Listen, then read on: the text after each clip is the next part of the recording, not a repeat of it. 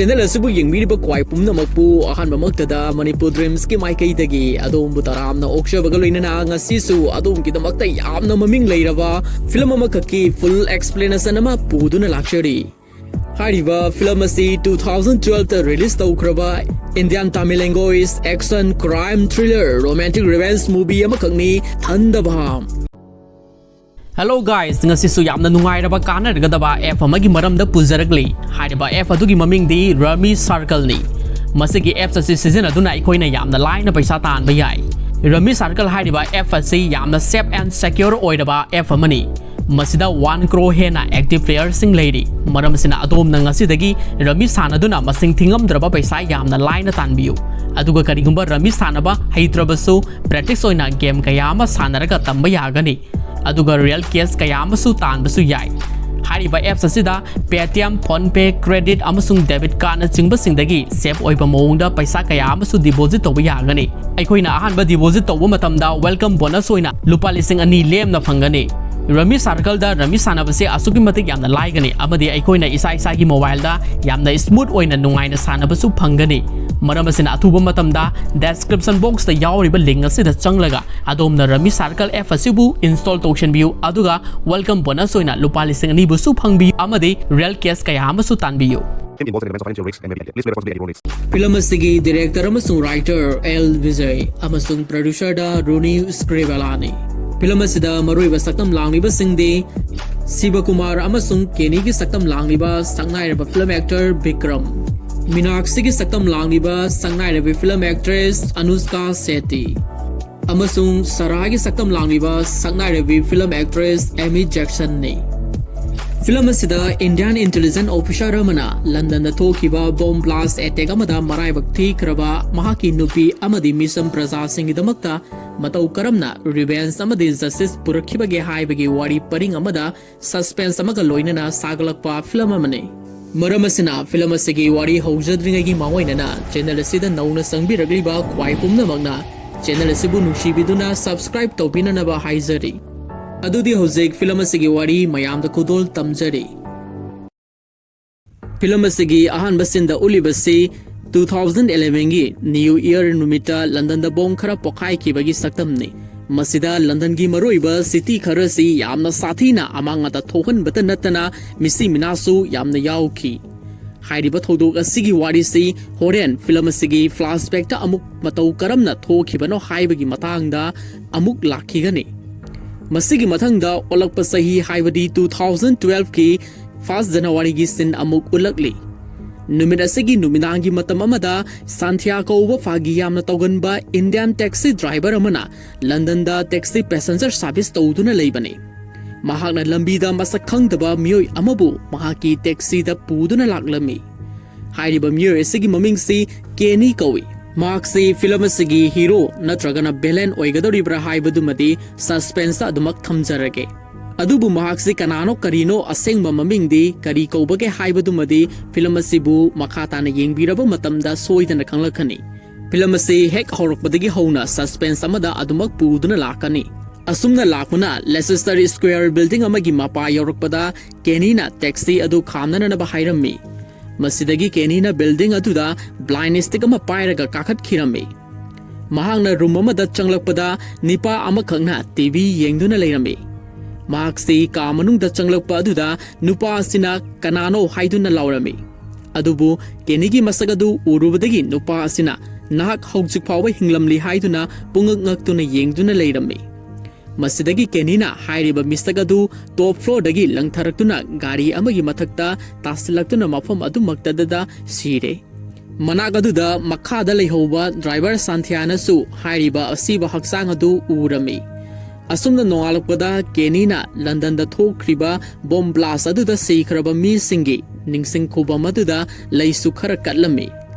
Masigi mathangda London Police Department na driver Santiago thodok aduga mari leinana interrogation tawrami.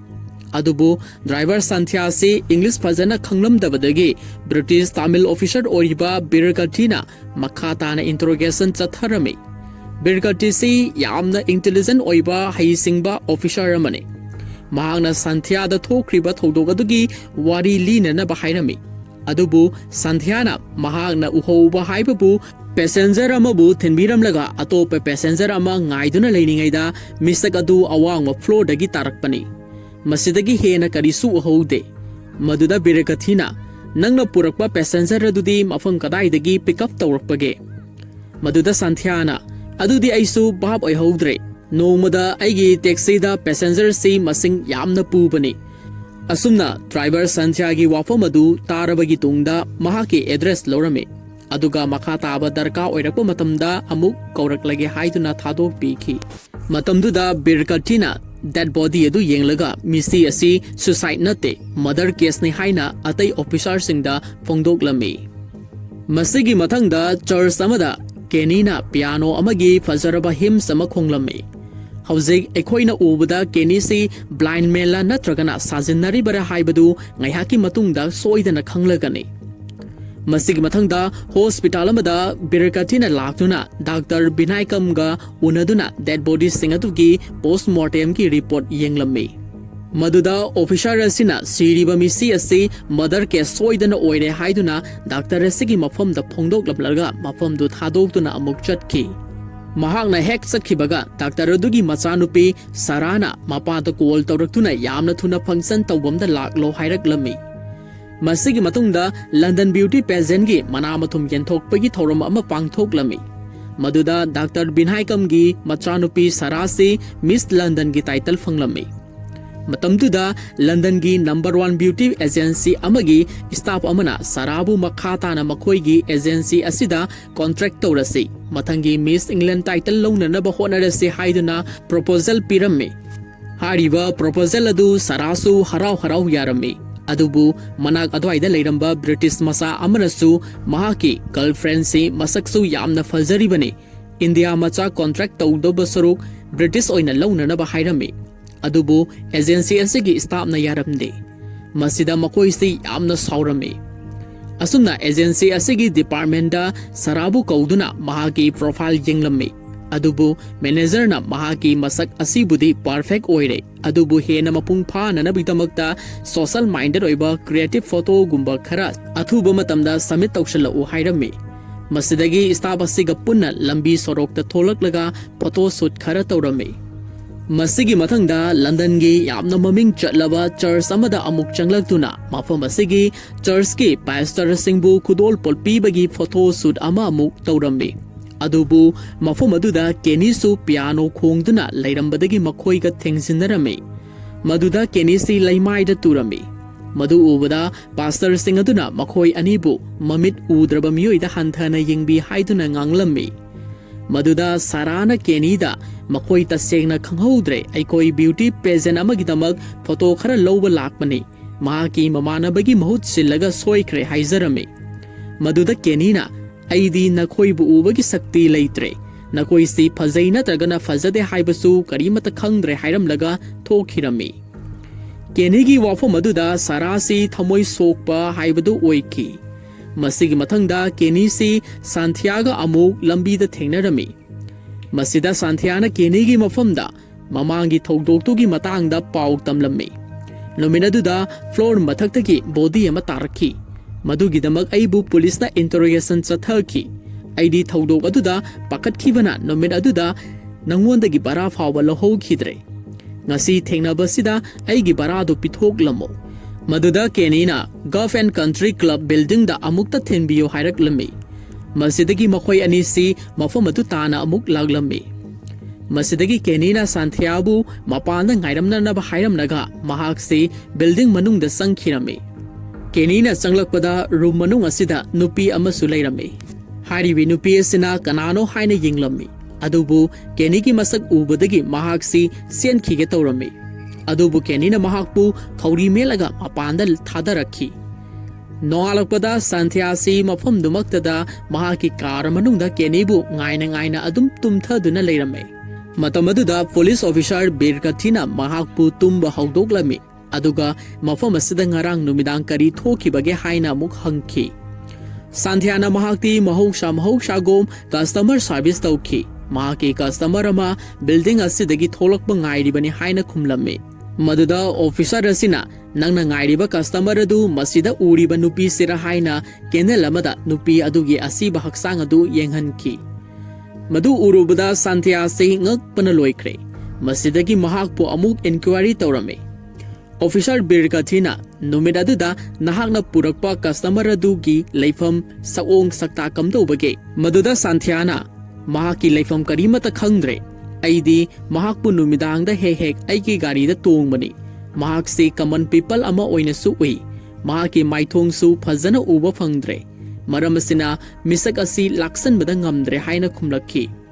Maduda Birkathina fare mathang nangna mahakpu thengnaba matamda aikhoida soidana pau pirau hairamlaga mahakpu amukasu thadok pirakhi. Santhia si mahaki barasu anirak piramdabagi mahaksu misakadu amuktanga thengnarabadi haina khalli. Masig mathangda sarasi kenina hek leiriba church aduda laktuna mahaka unarame. Matamsida sarana mahakpu mamangi thodok adugidamak apology tawrame. Adubu kenina mahaki wafam adu taramdana mapanda thokirame. Masidagi sarana mahakpu mahaki apology adubu tabiyu haina tanazarame. Tanzaduda gari amana kenibu thengsinduna mahaki makhongda khara soklame. Maduda sarana mahakpu makhoigi father na puriba hospital aduda kenibu layengba pubirakhi. Hawjikti kenisi kaisu thoidokpa asok apan haipadu oidre. Saragi mapana hawjikti kudimak yaifarabanina mahaki imungda pau pibikhro haina masanupida phongdokhi. Adubu sarana kenigi kanamata leitre mahakse orphani haina mapada tamjarame. Tanzaduda officer Birkathisu Dr. Binhaikam go unaba changlakhi. Matamduda Dr. na Birkathida mahaki masanupi saraha amadi mamanaba keniga sakhang maikhang na halame. Adubu numidasida Birkathina kenisi blindman amani haibasisu khangkhirame. Masidagi mahakna kenigi photo ama lona mahaki mobile da kaplame.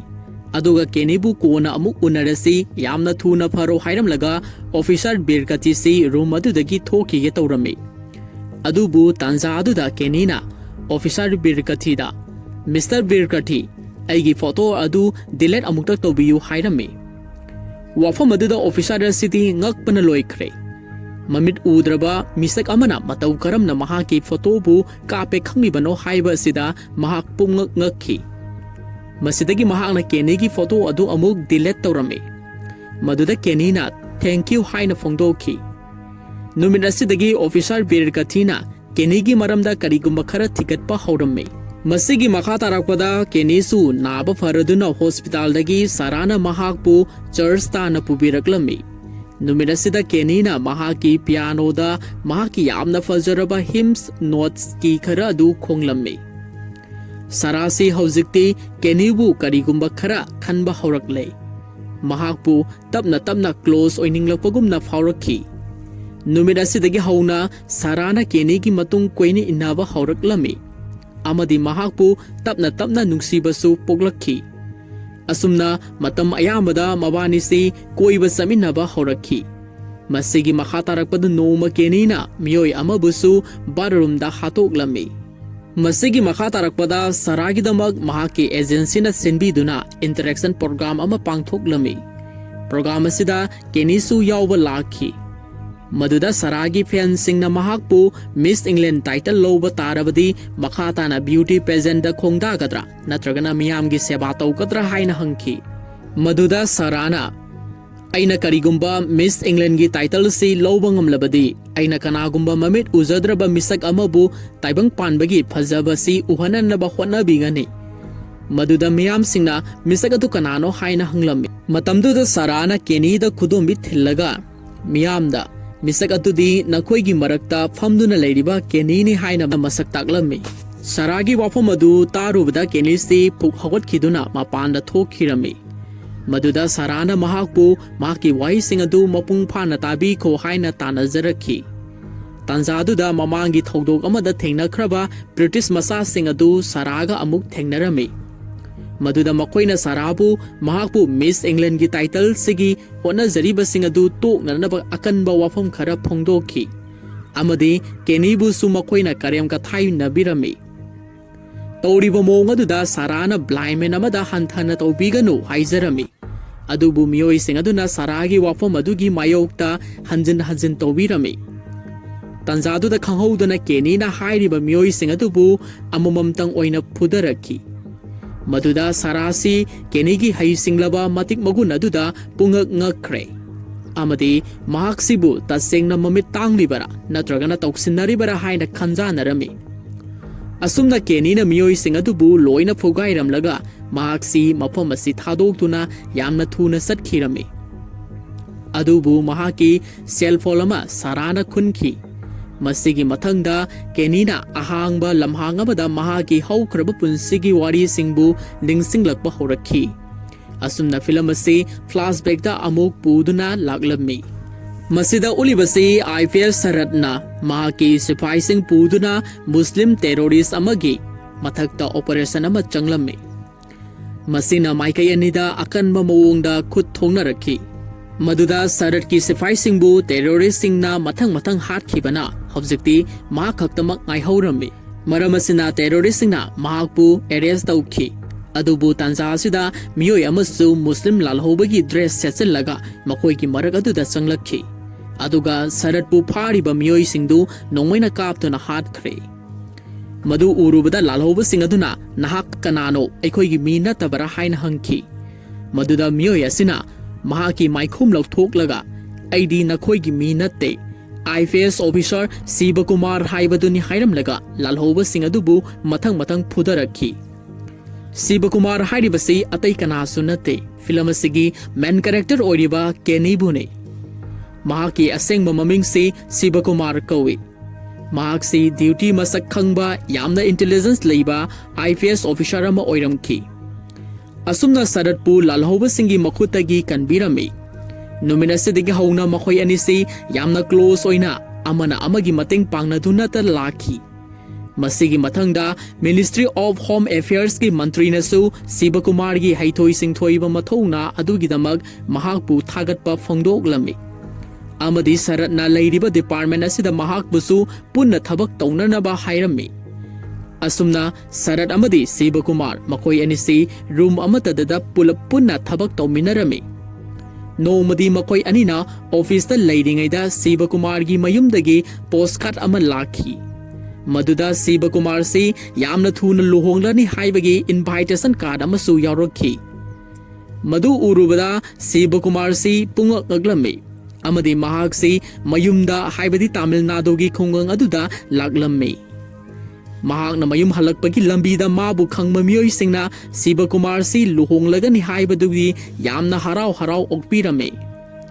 ꯃꯈꯣꯏꯅ ꯀꯥ ꯍꯦꯟꯅ ꯍꯔꯥꯎꯖꯕꯒꯤ ꯃꯔꯝꯗꯤ ꯁꯤꯕꯀꯨꯃꯥꯔꯁꯤ ꯑꯆꯧꯕ officer ꯑꯃꯁꯨ ꯑꯣꯏꯔꯤꯕꯅꯤ, ꯑꯗꯨꯕꯨ ꯃꯍꯥꯛ ꯂꯨꯍꯣꯡꯕꯒꯤ ꯆꯍꯤ ꯃꯇꯥꯡ ꯍꯦꯟꯗꯣꯛꯈ꯭ꯔꯕ ꯃꯤꯑꯣꯏ ꯑꯃꯅꯤ꯫ ꯃꯔꯝ ꯑꯁꯤꯅ ꯏꯃꯨꯡ ꯃꯅꯨꯡꯁꯤꯡꯅ ꯃꯍꯥꯛꯄꯨ ꯌꯥꯝꯅ ꯊꯨꯅ ꯃꯁꯥ ꯈꯪꯍꯟꯗꯅ ꯅꯨꯄꯤ ꯑꯃ ꯍꯥꯏꯅ ꯁꯤꯡꯅꯗꯨꯅ ꯂꯨꯍꯣꯡꯒꯗꯧꯔꯤꯕꯅꯤ꯫ ꯑꯁꯨꯝꯅ ꯁꯤꯕꯀꯨꯃꯥꯔꯅ ꯃꯌꯨꯝꯗ ꯂꯥꯛꯂꯕꯗ ꯃꯍꯥꯛꯀꯤ ꯑꯄꯣꯛꯄ ꯑꯄꯣꯛꯄꯤ ꯃꯆꯦ ꯃꯆꯜ ꯄꯨꯝꯅꯃꯛꯁꯨ ꯍꯔꯥꯎꯖꯔꯦ꯫ ꯑꯗꯨꯕꯨ ꯁꯤꯕꯀꯨꯃꯥꯔꯅꯗꯤ ꯃꯍꯥꯛꯀ ꯂꯨꯍꯣꯡꯒꯗꯧꯔꯤꯕ ꯅꯨꯄꯤ ꯑꯗꯨ ꯀꯅꯥꯅꯣ ꯀꯔꯤꯅꯣ ꯍꯥꯏꯕꯁꯨ ꯈꯪꯕ ꯅꯠꯇ꯭ꯔꯤ꯫ ꯃꯔꯝ ꯑꯁꯤꯅ ꯃꯍꯥꯛꯅ ꯂꯨꯍꯣꯡꯕ ꯑꯁꯤ ꯊꯨꯃꯜꯂꯤ, ꯅꯨꯄꯤꯒ ꯍꯥꯟꯅ ꯁꯛꯈꯪ ꯃꯥꯏꯈꯪꯅꯈꯤꯒꯦ, ꯅꯠꯇ꯭ꯔꯕꯗꯤ ꯍꯌꯦꯡꯋꯥꯏ ꯑꯟꯗꯔꯁꯇꯦꯟꯗꯤꯡ ꯂꯩꯃꯤꯟꯅꯔꯛꯇꯕꯁꯨ ꯌꯥꯏ ꯍꯥꯏꯔꯝꯃꯤ꯫ ꯑꯗꯨꯕꯨ ꯏꯃꯨꯡ ꯃꯅꯨꯡꯒꯤ ꯃꯤꯑꯣꯏꯁꯤꯡꯅ ꯃꯍꯥꯛꯀꯤꯗꯃꯛ ꯌꯥꯏꯐꯅꯅꯕ ꯈꯜꯂꯒ ꯄꯥꯡꯊꯣꯛꯂꯤꯕꯅꯤ ꯍꯥꯏꯗꯨꯅ ꯁꯤꯕꯀꯨꯃꯥꯔꯒꯤ ꯋꯥꯐꯝꯕꯨ ꯀꯅꯥꯃꯠꯇꯅ ꯊꯧꯁꯥꯕꯤꯔꯝꯗꯦ꯫ ꯁꯤꯕꯀꯨꯃꯥꯔꯅ ꯃꯍꯥꯛꯅ ꯂꯨꯍꯣꯡꯗ꯭ꯔꯤꯉꯩꯗ ꯀꯩꯅꯥ ꯑꯣꯏꯒꯗꯧꯔꯤꯕ ꯅꯨꯄꯤ ꯑꯗꯨꯗ ꯃꯍꯥꯛꯀꯤ ꯍꯧꯖꯤꯛ ꯑꯣꯏꯔꯤꯕ ꯁꯤꯟꯐꯝ ꯑꯁꯤꯅ ꯃꯕꯥꯅꯤꯒꯤ ꯌꯨꯝꯕꯥꯟꯕꯒꯤ ꯄꯨꯟꯁꯤꯗ ꯑꯀꯥꯏꯕ ꯄꯤꯔꯛꯄ ꯌꯥꯕꯒꯤ ꯐꯤꯚꯝꯗ ꯂꯩꯔꯤꯕꯅꯤ꯫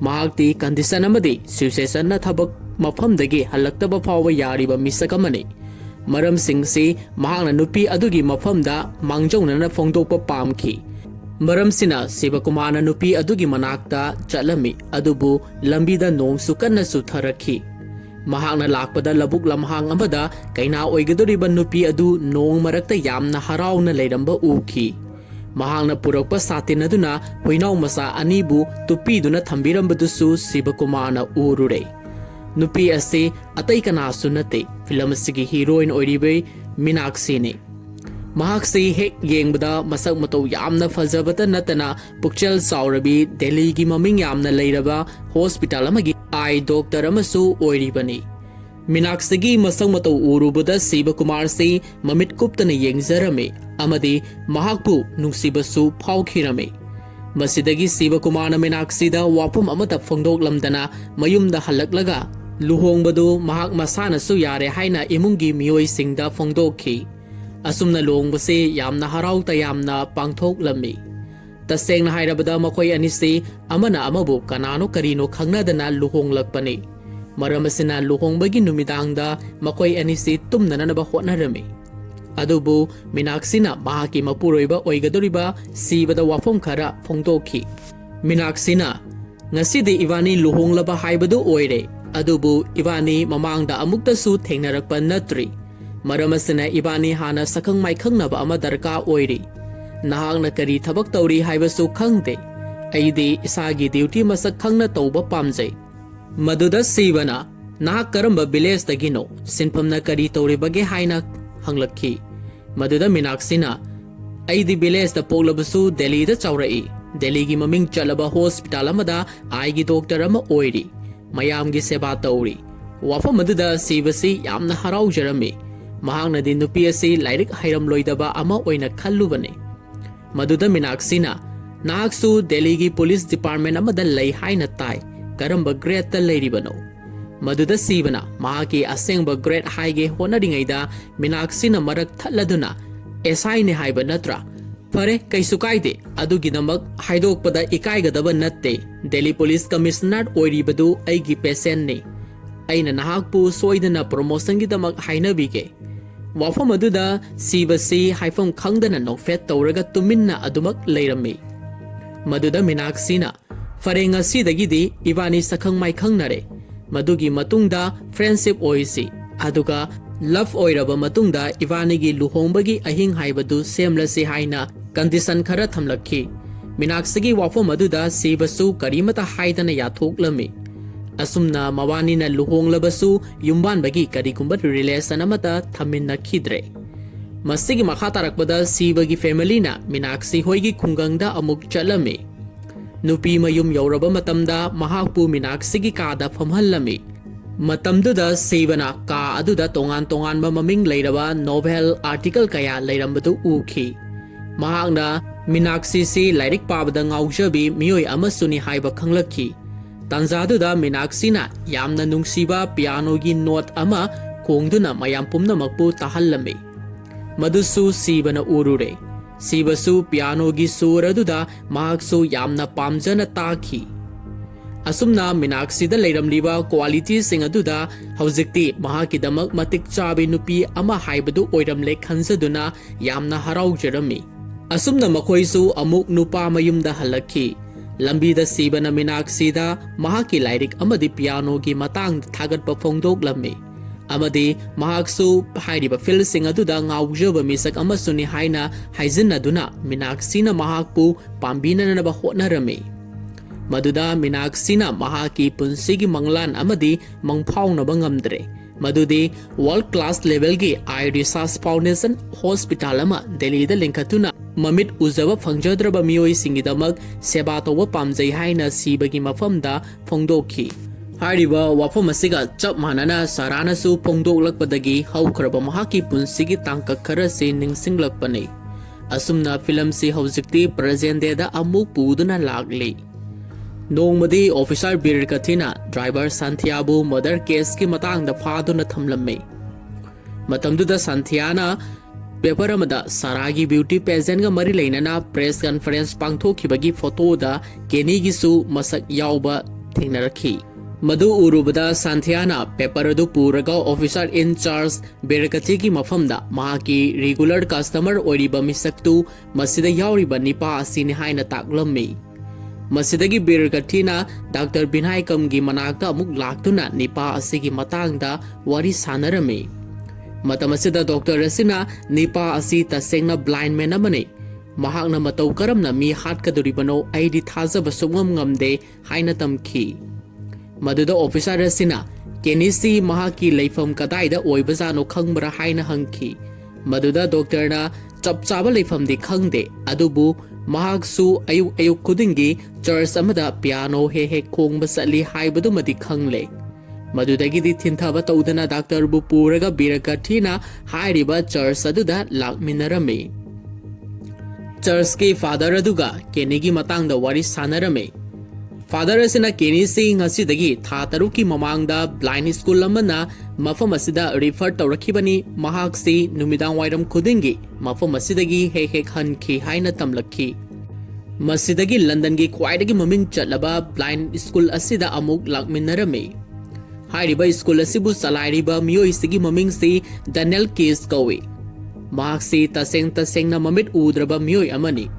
ꯑꯗꯨꯕꯨ ꯃꯍꯥꯛꯅ ꯍ꯭ꯌꯨꯃꯦꯟ ꯏꯀꯣꯂꯣꯀꯦꯁꯟꯒꯤ ꯐꯤꯜꯗ ꯌꯥꯝꯅ ꯈꯪ ꯍꯩꯔꯕ ꯑꯦꯛꯁꯄꯥꯔꯠ ꯑꯃ ꯑꯣꯏꯔꯤ꯫ ꯃꯇꯥꯡ ꯑꯁꯤꯗ ꯏꯀꯣꯂꯣꯀꯦꯁꯟ ꯍꯥꯏꯔꯤꯕꯁꯤ ꯃꯤꯑꯣꯏꯕꯅ ꯃꯃꯤꯠ ꯎꯗ꯭ꯔꯕꯁꯨ ꯑꯅꯛꯄ ꯑꯃꯗꯤ ꯑꯔꯥꯞꯄꯗ ꯂꯩꯔꯤꯕ ꯄꯣꯠꯁꯛꯁꯤꯡꯒꯤ ꯂꯩꯐꯝ ꯈꯪꯕ ꯉꯝꯅꯅꯕ ꯃꯁꯥꯒꯤ ꯁꯥꯎꯟ ꯋꯦꯕꯀꯤ ꯚꯥꯏꯕ꯭ꯔꯦꯁꯟ ꯑꯃꯗꯤ ꯏꯀꯣ ꯑꯗꯨꯒꯤ ꯃꯇꯦꯡꯗꯒꯤ ꯌꯥꯝꯅ ꯂꯥꯏꯅ ꯈꯪꯗꯣꯛꯄ ꯉꯝꯕꯒꯤ ꯁꯛꯇꯤ ꯃꯍꯩ ꯑꯗꯨꯕꯨꯅꯤ꯫ ꯍꯧꯖꯤꯛꯇꯤ ꯑꯣꯐꯤꯁꯥꯔ ꯑꯁꯤꯅ ꯗꯦꯅꯤꯌꯦꯜꯒ ꯀꯦꯅꯤꯒꯤ ꯃꯇꯥꯡꯗ ꯋꯥꯔꯤ ꯁꯥꯟꯅꯔꯝꯃꯤ꯫ ꯃꯍꯥꯛꯅ ꯍꯥꯏꯕꯒꯤ ꯃꯇꯨꯡ ꯏꯟꯅ ꯀꯦꯅꯤꯁꯤ ꯃꯍꯥꯛꯀꯤ ꯅꯨꯄꯤꯅ ꯁ꯭ꯀꯨꯜ ꯑꯁꯤꯗ ꯏꯀꯣꯂꯣꯀꯦꯁꯟ ꯇꯝꯕꯤꯅꯅꯕ ꯄꯨꯔꯛꯈꯤꯕꯅꯤ꯫ ꯃꯍꯥꯛꯁꯤ ꯃꯃꯥꯡ ꯆꯍꯤꯗ ꯊꯣꯛꯈꯤꯕ ꯂꯟꯗꯟ ꯕꯣꯝ ꯕ꯭ꯂꯥꯁꯀꯤ ꯊꯧꯗꯣꯛ ꯑꯗꯨꯗ ꯍꯤꯡꯍꯧꯕ ꯃꯤꯁꯛ ꯑꯃꯅꯤ꯫ ꯊꯧꯗꯣꯛ ꯑꯗꯨꯗ ꯃꯍꯥꯛꯀꯤ ꯃꯃꯤꯠ ꯑꯅꯤꯃꯛ ꯁꯣꯛꯈꯤꯕꯅꯤ ꯍꯥꯏꯕ ꯋꯥꯐꯝ ꯑꯁꯤꯅꯤ꯫ ꯃꯔꯝ ꯑꯁꯤꯅ ꯑꯣꯐꯤꯁꯥꯔ ꯑꯁꯤꯅ ꯀꯦꯅꯤꯒꯤ ꯃꯈꯥ ꯇꯥꯕ ꯕꯥꯏꯑꯣꯗꯥꯇꯥ ꯊꯤꯒꯠꯄ ꯍꯧꯔꯛꯂꯝꯃꯤ꯫ ꯃꯍꯥꯛꯅ ꯀꯦꯅꯤꯒꯤ ꯐꯣꯇꯣ ꯑꯗꯨ ꯁ꯭ꯀꯦꯟ ꯇꯧꯗꯨꯅ ꯌꯦꯡꯕꯗ ꯃꯍꯥꯛꯁꯤ ꯁꯤꯕꯀꯨꯃꯥꯔ, ꯃꯦꯟ ꯀꯨꯜ ꯁ꯭ꯄꯤꯔꯤꯠ ꯕꯤꯍꯥꯏꯟꯗ ꯗ 2011 ꯕꯣꯝ ꯕ꯭ꯂꯥꯁ ꯍꯥꯏꯅ ꯊꯥꯔꯝꯃꯤ꯫ ꯃꯁꯤꯗꯒꯤ ꯈꯪꯂꯦ ꯃꯗꯨꯗꯤ ꯀꯦꯅꯤꯁꯤ ꯂꯟꯗꯟ ꯕꯣꯝ ꯕ꯭ꯂꯥꯁ ꯑꯦꯇꯦꯛꯇ ꯃꯦꯟ ꯑꯣꯏꯅ ꯆꯦꯟꯅꯕ ꯇꯦꯔꯣꯔꯤꯁ ꯑꯃꯅꯤ ꯍꯥꯏꯕꯁꯤꯅꯤ꯫ ꯍꯥꯏꯔꯤꯕ ꯋꯥꯐꯝ ꯑꯁꯤ ꯗꯥꯛꯇꯔ ꯕꯤꯅꯥꯏꯀꯝꯒꯤ ꯃꯐꯝꯗ ꯑꯃꯨꯛ ꯐꯣꯡꯗꯣꯛꯂꯝꯃꯤ꯫ ꯃꯁꯤꯗꯒꯤ ꯑꯃꯨꯛ ꯃꯆꯥꯅꯨꯄꯤ ꯁꯥꯔꯥꯒꯤ ꯃꯐꯝꯗ ꯋꯥꯐꯝꯁꯤꯡꯗꯨ ꯄꯨꯝꯅꯃꯛ ꯇꯝꯂꯝꯃꯤ꯫ ꯃꯗꯨꯗ ꯁꯥꯔꯥꯁꯤ ꯃꯄꯥꯒꯤ ꯋꯥꯐꯝꯗꯨ ꯊꯥꯖꯔꯗꯨꯅ ꯅꯣꯡꯃ ꯃꯍꯥꯛꯅ ꯈꯨꯟꯈꯤꯕ ꯁꯦꯜ ꯐꯣꯟ ꯑꯗꯨ ꯆꯦꯛ ꯇꯧꯔꯨꯕꯗ ꯑꯟꯅꯣꯟ ꯅꯝꯕꯔ ꯑꯃꯗꯒꯤ ꯚꯣꯏꯁ ꯃꯦꯁꯦꯖ ꯑꯃ ꯂꯥꯛꯂꯝꯃꯤ꯫ ꯃꯗꯨꯗꯤ ꯉꯁꯤ ꯅꯨꯡꯊꯤꯜ ꯄꯨꯡ 4 ꯇꯥꯕ ꯃꯇꯝꯗ ꯆꯦꯜꯁꯤꯒꯤ ꯁ꯭ꯀꯥꯏꯋꯦ ꯁ꯭ꯇꯤꯜ ꯀꯝꯄꯅꯤ ꯑꯃꯒꯤ ꯑꯣꯅꯔ ꯑꯣꯏꯔꯤꯕ ꯚꯤꯛꯇꯔꯕꯨ ꯍꯥꯠꯂꯣ ꯍꯥꯏꯕ ꯋꯥꯐꯝ ꯑꯁꯤꯅꯤ꯫ ꯃꯗꯨ ꯎꯔꯨꯕꯗꯒꯤ ꯁꯥꯔꯥꯅ ꯃꯄꯥꯗ ꯑꯃꯨꯛ ꯀꯣꯜ ꯇꯧꯔꯛꯇꯨꯅ ꯃꯦꯁꯦꯖ ꯑꯗꯨꯒꯤ ꯋꯥꯔꯣꯜꯁꯤꯡꯗꯨ ꯈꯪꯍꯜꯂꯛꯈꯤ꯫ ꯃꯗꯨꯒꯤ ꯃꯇꯨꯡꯗ ꯑꯣꯐꯤꯁꯥꯔ ꯕꯤꯔꯀꯊꯤꯗ ꯑꯃꯨꯛ ꯃꯊꯪ ꯇꯝꯂꯝꯃꯤ꯫ ꯃꯁꯤꯒꯤ ꯃꯇꯨꯡ ꯁꯥꯔꯥꯅ ꯌꯥꯝꯅ ꯊꯨꯅ ꯍꯥꯏꯔꯤꯕ ꯃꯐꯝ ꯑꯗꯨꯗ ꯇꯦꯛꯁꯤ ꯇꯣꯡꯗꯨꯅ ꯂꯥꯛꯈꯤ꯫ ꯑꯗꯨꯕꯨ ꯃꯍꯥꯛꯅ ꯇꯣꯡꯂꯛꯂꯤꯕ ꯇꯦꯛꯁꯤ ꯑꯗꯨ ꯁꯟꯊ꯭ꯌꯥꯒꯤ ꯇꯦꯛꯁꯤ ꯑꯃꯨꯛ ꯑꯣꯏꯔꯝꯈꯤ꯫ ꯁꯟꯊ꯭ꯌꯥꯅꯗꯤ ꯃꯐꯝ ꯑꯗꯨꯗ ꯃꯍꯥꯛ ꯆꯠꯄ ꯉꯝꯂꯣꯏ, ꯑꯇꯣꯞꯄ ꯇꯦꯛꯁꯤ ꯑꯃ ꯑꯣꯏꯅ ꯍꯥꯌꯔ ꯇꯧꯕꯤꯌꯨ ꯍꯥꯏꯖꯔꯝꯃꯤ꯫ ꯑꯗꯨꯕꯨ ꯁꯥꯔꯥꯅ ꯗꯕꯜ ꯐꯦꯌꯔ ꯄꯤꯔꯒꯦ ꯍꯥꯏꯗꯨꯅ ꯂꯥꯛꯈꯤꯕꯅꯤ꯫ ꯑꯁꯨꯝꯅ ꯁꯥꯔꯥꯅ ꯏꯟꯗꯁꯇ꯭री ꯑꯗꯨꯗ ꯊꯨꯡꯂꯕꯗ ꯃꯐꯝ ꯑꯗꯨꯗ ꯀꯦꯅꯤꯅ ꯃꯤꯑꯣꯏ ꯑꯃꯕꯨ ꯌꯥꯝꯅ ꯁꯥꯊꯤꯅ ꯐꯨꯗꯨꯅ ꯂꯩꯔꯝꯃꯤ꯫ ꯇꯥꯟꯖꯥꯗꯨꯗ ꯗꯥꯛꯇꯔ ꯕꯤꯅꯥꯏꯀꯝꯁꯨ ꯑꯣꯐꯤꯁꯥꯔ ꯕꯤꯔꯀꯊꯤꯒ ꯄꯨꯟꯅ ꯃꯐꯝ ꯑꯁꯤꯗ ꯂꯥꯛꯃꯤꯟꯅꯔꯝꯃꯤ꯫ ꯁꯣꯝꯗꯅ ꯀꯦꯅꯤꯅ ꯚꯤꯛꯇꯔꯕꯨ ꯍꯥꯠꯂꯒꯦ ꯍꯥꯏꯗꯨꯅ ꯀꯦꯅꯤꯅ ꯍꯥꯠꯅꯅꯕ ꯍꯣꯠꯅꯔꯝꯃꯤ꯫ ꯑꯗꯨꯕꯨ ꯁꯥꯔꯥꯅ ꯃꯐꯝ ꯑꯗꯨꯗ ꯆꯪꯂꯛꯇꯨꯅ ꯀꯦꯅꯤꯕꯨ ꯆꯦꯟꯈꯤꯕ ꯌꯥꯔꯣꯏ, ꯅꯍꯥꯛ ꯉꯁꯤꯗꯒꯤꯗꯤ ꯄꯨꯂꯤꯁꯅ ꯐꯥꯔꯗꯕꯅꯤ ꯍꯥꯏꯗꯨꯅ ꯚꯤꯛꯇꯔꯕꯨ ꯀꯜꯂꯝꯃꯤ꯫ ꯍꯥꯏꯅꯔꯤꯕ ꯇꯥꯟꯖꯥꯗꯨꯗ ꯄꯨꯂꯤꯁ ꯄꯥꯔꯁꯣꯅꯦꯜꯁꯤꯡꯁꯨ ꯃꯐꯝ ꯑꯗꯨꯗ ꯊꯨꯡꯂꯛꯈꯤ ꯑꯃꯗꯤ ꯃꯍꯥꯛꯄꯨ ꯑꯦꯔꯦꯁ ꯇꯧꯅꯅꯕ ꯀꯣꯏꯁꯤꯜꯂꯛꯈꯤ꯫ ꯑꯗꯨꯕꯨ ꯀꯦꯅꯤꯅ ꯌꯥꯝꯅ ꯍꯩꯅ ꯁꯤꯡꯅ ꯁꯟꯊ꯭ꯌꯥꯒꯤ ꯀꯥꯔ ꯑꯗꯨ ꯊꯧꯗꯨꯅ ꯆꯦꯟꯈꯤꯅꯅꯕ ꯍꯣꯠꯅꯔꯝꯃꯤ꯫ ꯃꯇꯝꯗꯨꯗ ꯁꯥꯔꯥ ꯑꯃꯗꯤ ꯁꯟꯊ꯭ꯌꯥꯁꯨ ꯀꯥꯔ ꯑꯗꯨꯗ ꯄꯨꯂꯞ ꯌꯥꯎꯁꯤꯜꯂꯛꯈꯤ꯫ ꯃꯁꯤꯗꯒꯤ ꯀꯦꯅꯤꯅ ꯍꯥꯏꯔꯤꯕ ꯀꯥꯔ ꯑꯗꯨ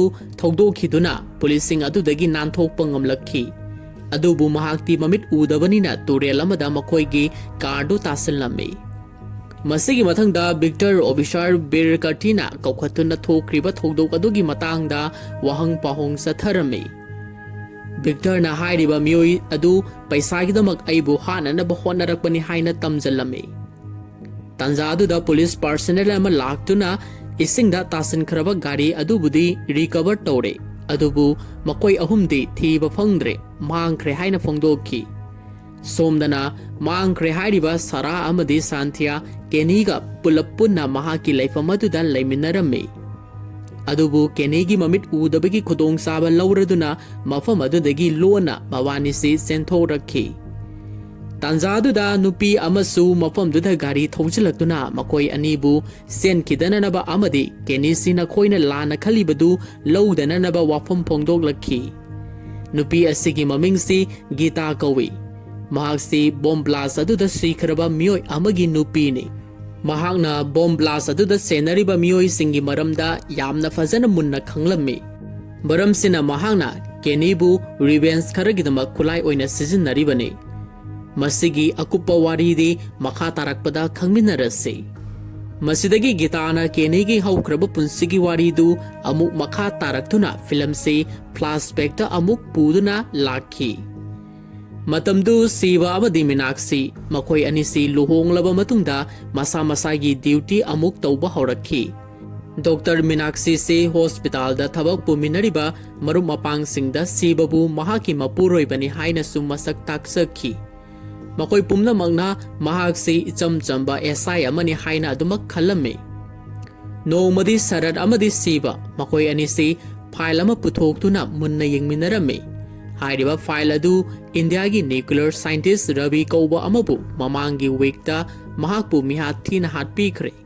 Mahak si leibak asigi aronatupki oiba nuclear khulai saba mioi amane. Adubu mahakna pairamba file adu da yamna maru oiba secret formula sing yauraba flowchart ama mangkre. Madugi case adu nahak leitabana aina oina paihobani wafam adu da Kenny-na yamna section-na case adu handle taunanaba honau haina su support tawrami. Masigi mathangda makoi anisi Kenny-gi quarter adu da punna lakminaduna mahaki nupi Meenakshi-ga sakhang maikhang na halami. Masigi makha tarakpada Sibana nupi-gi damakta piano class yauduna khongba hainana kanna honarami. Hauzikti mahaksu piano fazana khongba haire. Amadi Noma Meenakshi-na khongkhiba keynote sing adu hauzikti Sivakumar-nasu yamna fazana khongba ngamle. Nomadi Sivakumar-na Meenakshi-da call tawraktuna Tagore Gallery da hauzikmak laktaba yade unasi haiduna kaurakhi.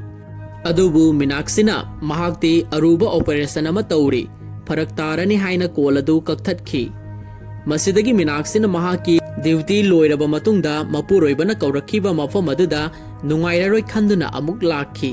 Adubu mafam aduda thunglaba matamdadi miyoi kanamata leiramdre. Manak aduda security person amakhak leiba urame. Maduda Meenakshi-na mafam asida Sivakumar kauba miyoi ama laklambra. Mafam asigi gallery manung sida amuktang sangge hairame. Adubu security asina hauzukti photo exhibition program su loikre. Hayang oina laklo hairakhi. Adubu Meenakshi-na amuktang chance pipiyu hairaduna gallery manungda sanglakhi. Adubu angakpadi manungduda thelamliba painting sing adu loinamak yonkre. Aduga modern art ki painting khaktamak khaktuna thamlamle. Maduda security aduna madam na hojik leigaduriba painting amata yaudre. Sumnagi art painting khaktamak ngaihore. Masisu aikhoigi sar Sivakumar-na mahakidamak khaktuna thamlamle haina phongdokhi. Masidagi Meenakshi-na mahaki mapuroibana thawaina mahakpu kauribasi mahakna pamjaba modern art ki painting sing adu leinananabagi oiramkhi. Asumna Meenakshi si wakal nuaitana mayumda halakhi. Aduga mahaki mapuroibada operation aduna maram oiraga lakpa ngamhaudre haina tamjarami. Amadi mabani si ngasidagi friend oirabani haina su phongdokhi. Maduda Sivakumar si yamna haraujarami. Hauzikti friend oirabanina matam kharagi manungda mabanigi nungsinabagi lambida khongdaragani khalladuna amuka henasu harauba haibadu oikhi. Masigi makha tarakpada Meenakshi-gi birthday numin amada Sivakumar-na Meenakshi-gi mafamda propose tawge khalladuna kanna hotnarami. Adubu Meenakshi-gi mawong mataw aduda nungsi phongdokpa ngamlamde.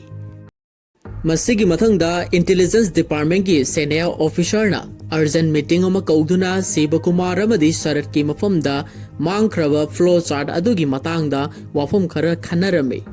Amadi India da nauna sanglakhiba foreigner singbo kupna senarabadi mangkhiba flowchart adu soidana phangba ngamgani haibagi thajaba amasu pirakhi. Madugidamak makhoi anida pangthokaduriba mission adugidamak section na taunanaba wafam su thamlakhi. Asumna Sivakumar-na mahaki office da leiringaida Meenakshi-na function amagidamak Lodi Garden da soidana laknarnaba khanghalakhi. Masidagi Sivana wakal singnaba amaga loinana mahaki nupi Meenakshi-na kauriba mafam aduda laklamme.